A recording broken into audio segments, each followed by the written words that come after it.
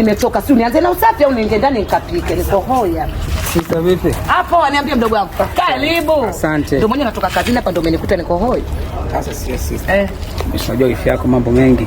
Mambo ni 50 tu kama wingi na kurudisha. Umepata? 50. Umepata, umekuja na simu ya aina gani? 50 ipo. Simu sina sasa. Iko mbele, yani iko juu juu. Vipi mzee wa kazi? Shwari. Kama kaa. Dasuzi vipi? Hapo aniambie. Uko poa? Karibu. Mbona jamaa anapiga sana kelele hapa? Okay nani? Sio mangi hapa nyuma hapa.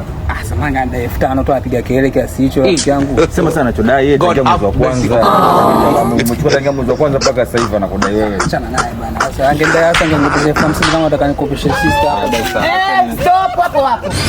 Ndio maana nikakuuliza umekuja na simu ya aina gani? Hela ninayo. Line unabaki nayo, simu inabaki kwangu mpaka utakuja kuchukua simu yako na kupa hela yako wewe mbabaifu. Wewe mbona unakuwa mbabai kiasi hiko?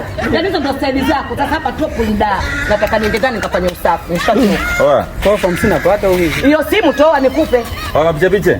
Basi fanya hivyo na mimi langu kesho basi nipate. Haina noma. Au sio? Haina noma. Kasongo yeye.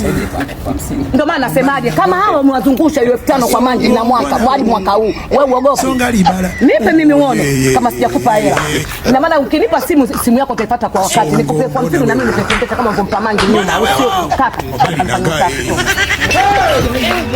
Ana wazimu. Kaka dada yangu shemeji unamjua mwanamfia yako. Sasa kama namjua nilikuozesha mimi kwa barala kwa mwenye